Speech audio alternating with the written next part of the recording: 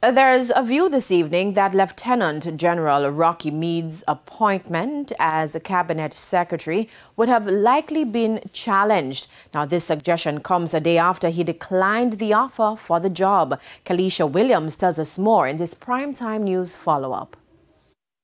Principal Director of the National Integrity Action, Professor Trevor Monroe, is among those commending Lieutenant General Rocky Meade for his decision to decline the offer for Cabinet Secretary. The decision came 2 days after Prime Minister Andrew Holness announced his appointment to the post. I was not surprised because I know General Meade to be a person of integrity who has served our country very well.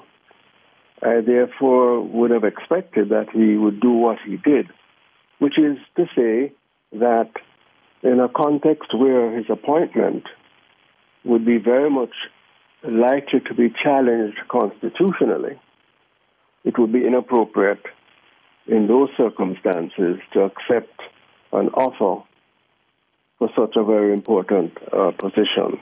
The retired Army chief initially indicated that he was humbled and honored to be selected for the post, but there was some disquiet about his appointment. This, as the Constitution clearly states that the Cabinet Secretary must be selected from the public sector. We asked Professor Monroe about General Meade's appointment in the first place. It would have been certainly questionable, if not in clear breach of the Constitution.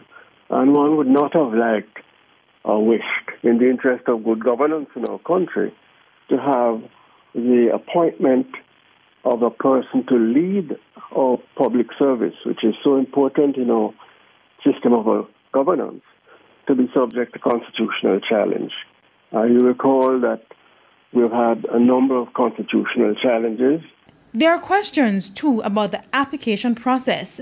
In his statement on Thursday, General Meade said he was invited by the Public Services Commission to be considered for the post while serving as an officer.